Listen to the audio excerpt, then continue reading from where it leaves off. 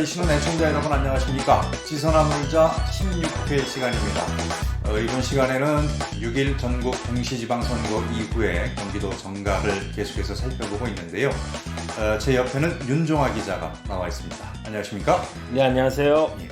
제 이름은 빠뜨렸네요. 저는 소영선입니다. 네. 저희가 지방선거 이후에 경기도의 혁치를 계속해서 살펴보고 있는데 이번 주에는 좀 잘 됐다라는 소식을 전해드리고 싶습니다. 지난주에 이렇게 말씀을 드렸거든요. 그런데 여전히 잘 되는 것 같지는 않습니다. 좀 삐걱거리고 있는 그런 상황이에요. 경기도의회 의장 선출에 있어서 아직까지도 지금 뭔가 진척되는 부분이 없죠.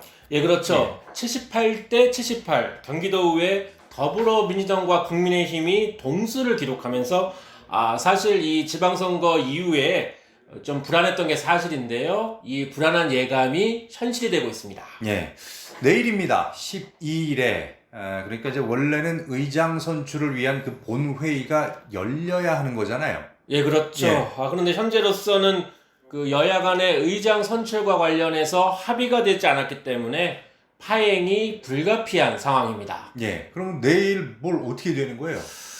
일단은 임시의장이 본회의 진행을 맡게 되는데요. 네. 임시의장은 최고령 의원이 맡게 됩니다. 지금 11대 의회에서 최고령 의원은 화성 출신의 국민의힘 박명원 의원입니다. 49년생으로 올해 만 72세인데요. 그렇다면 일단 주도권은 국민의힘이 쥐고 있습니다. 예.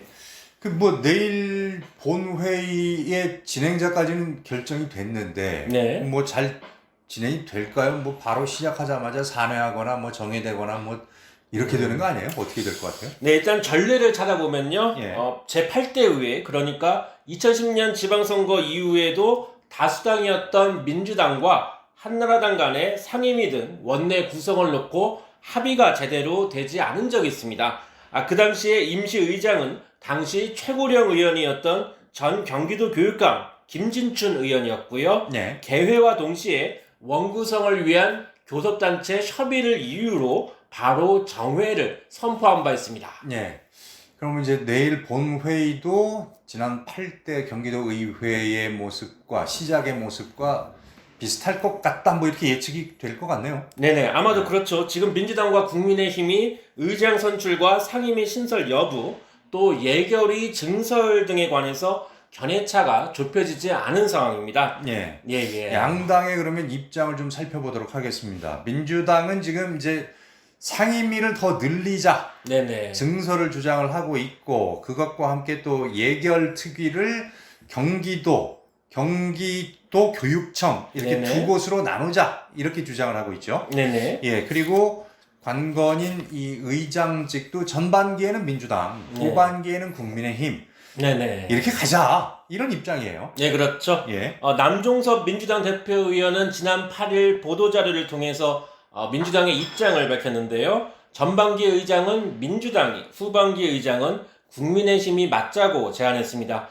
또 11대 의회 들어서 경기도의회 의석수가 142석에서 156석으로 늘었거든요. 네. 그래서 상임위원회도 하나 더 늘리자는 의견을 밝혔고요. 또 예결특위를 분리해서 경기도와 경기도 교육청 예산을 따로 심의하자고 국민의힘에 제안했습니다. 예, 상임위도 늘리자, 예결특위는 분리하자, 의장은 전반기 후반기 나눠서 하자. 네네. 여러 가지 제안을 했는데 그 중에 하나라도 접점이 있습니까? 국민의힘 의견은 좀 어때요? 전반적으로는 현재 접전이 없죠. 예. 가반대.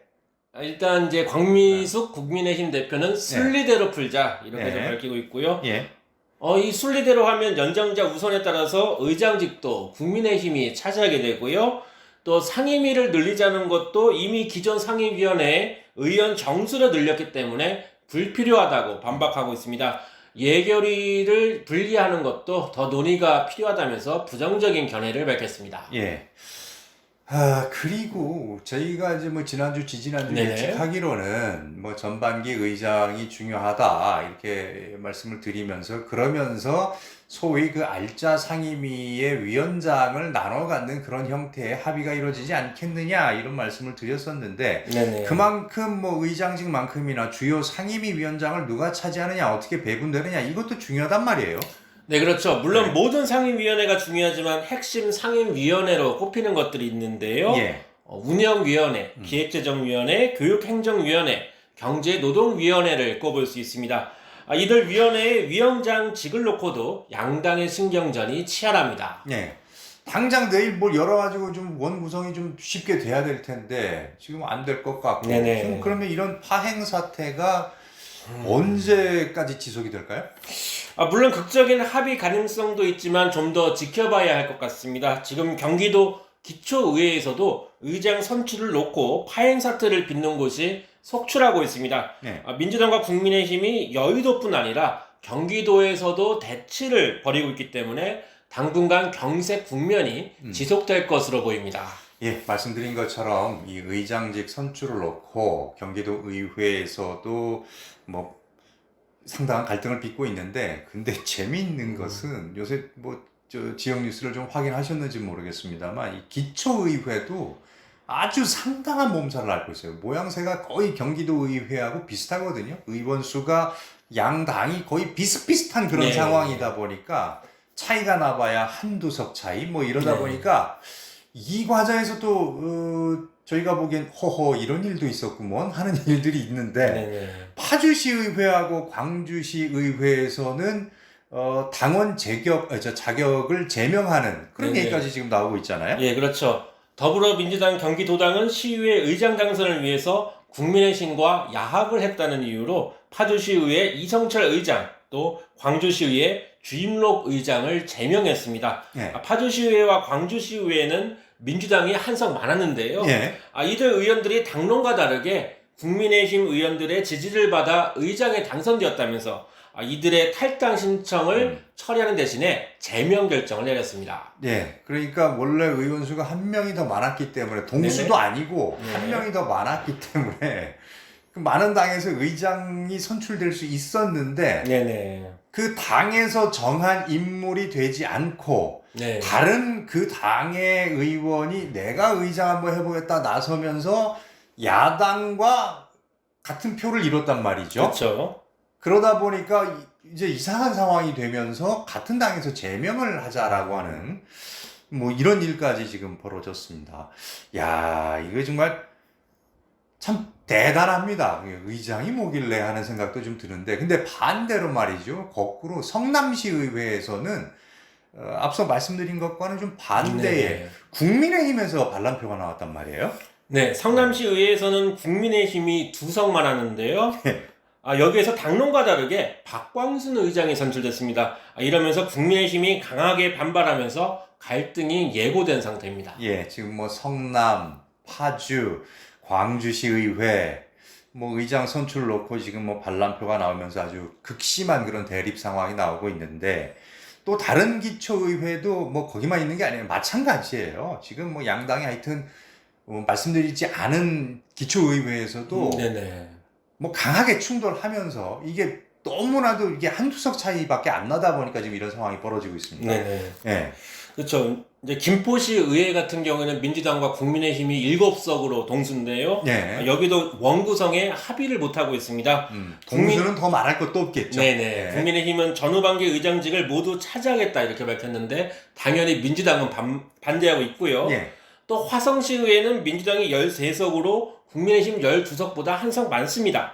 민주당의 의장, 국민의힘이 부의장을 맡는 데까지는 합의했는데요. 하지만 상임위원장 배정을 놓고 갈등을 빚으면서 의장단 선출마저 미뤄지고 있습니다. 예.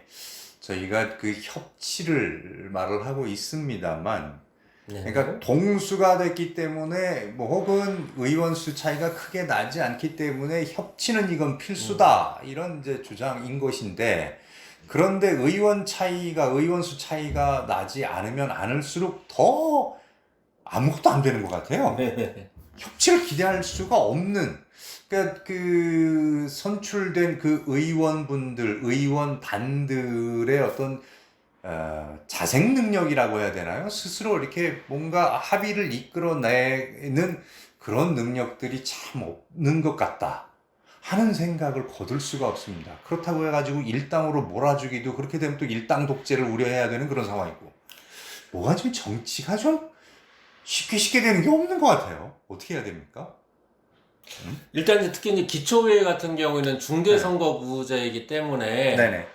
아마 역대 선거도 계속 이제 그 양당 의석수 차이가 크지가 않았습니다. 예. 그리고 사실 이 기초의회 같은 경우에는 그 지역 풀뿌리 정말 이 동네 문제를 다루는 것이기 때문에 네네. 이제 광역의회하고는 약간 좀 다르거든요. 기초의회는 정말 생활정치라는 영역입니다. 그래서 이렇게 정당 정치가 이 기초의회 파행 사태까지 불러일으키는 것이 이 정당 이 정치 또 더 나아가서 이 민주주의 원칙이 맞느냐. 네네. 그렇기 때문에 일각에서는 이 기초의회 같은 경우에는 정당 공천제를 폐지해야 된다. 이런 이제 주장도 꾸준히 나오고 있거든요. 네. 근데 만약에 이 광역의회는 물론 이제 좀 더 정당 정치, 책임 정치의 소재가 강하기 때문에 그렇다 치더라도 이 기초의회 부분에 있어서는 이 정당 공천제에 대해서 만약 이런 파행 사태가 계속된다고 한다면 한번 좀 전면 재검토할 필요가 있다. 이렇게 국민이 생각이 심판하겠죠. 그렇지 않아도 요새 아니 무슨 뭐 지방의원들 뭔 필요가 있어? 왜 세금 낭비를 해? 하는 분들도 제법 계신단 말이죠. 근데 이런 모습들을 계속 보인다라고 하면 어떻게 되겠습니까? 그 의견들은, 그 여론들은 더 심해질 수도 있는데, 그렇게 되면 결국 또 다시 이게 사실 당위적으로는 있어야 되는 게 맞잖아요. 네네네. 그럼 또 시민도 피해를 볼 수밖에 없는 그런 상황이기 때문에 여야가 좀 선의의 경쟁을 통해서 스스로 아무리 당 색깔은 달라도 시민들을 위해서 뭔가 우리가 의원단들이 좀 모범을 보입시다 하는 그런 자정 능력을 좀 보여야 될 것 같은데, 그런 정치가 언제쯤 될까요? 정치라는 게 사실 이 갈등이 있는 거는 그건 사실 정상입니다. 어떻게 보면. 그렇죠. 예, 갈등은 이제 어떻게 합리적으로 조정하고 해결하느냐 이 문제거든요. 예. 참 일단은 원칙적인 말씀만 드릴 수밖에 없는데요. 자리 다툼 때문에 공전이 길어지면 피해는 오롯이 도민에게 가기 때문에 네. 여야 정치인 모두 이제 좀 각성 좀 하시라 이렇게 네네. 말씀드리고 싶습니다. 아무래도 경기도 의회에서 뭔가 모범 답안 같은 그런 합의안을 만들어내면 그것을 바탕으로 해서 기초의회들도 좀 순차적으로 풀어나가지 않을까? 뭐 그런 생각이 좀 들긴 한데, 경기도 의회부터 지금 꽉 막혀 있어가지고요. 이런 부분들이 상당히 좀 걱정이면서 안타깝게도 걱정을 하면서 오늘 이 시간은 좀 마무리를 좀 져야 될 것 같습니다. 네네. 특히 오늘 이 시간뿐만이 아니라 그동안 이제 지선아 놀자 전국 동시 지방선거 전부터 함께 해 오셨는데, 오늘 16회를 마무리로 하면서 이 프로그램 자체도 마무리를 좀 해야 될 것 같습니다. 좀 반가우면서 아쉬운 그런 소식이 될 건데, 제 옆에 있는 윤종아 기자가 7월 15일자로 OBS에 이제 정식으로 복직을 하게 됐습니다. 그래서 이번 주 방송을 좀 마무리를 해야 될 것 같은데, 뭐 소감 한마디 하셔야죠. 네. 네. 이 새로운 999 이 경기도민을 위한 방송을 위해서 이 OBS가 FM 99.9의 새로운 이제 방송 사업자로 선정이 되었고, 저도 이제 보도국의 일원으로 기자로서 7월 15일자로 다시 현장에 복귀합니다. 감회가 새롭고요. 이제 시작이니까요. 현장에서 경기도민을 위해서 열심히 일하겠습니다. 감사합니다. 예. 윤종아 기자 먼저 보내고요. 저는 좀 더 기다려봐야 될 것 같습니다. 자, 오늘 이 시간은 여기서 마무리 짓도록 하겠습니다. 그동안 고마웠습니다. 감사합니다. 감사합니다.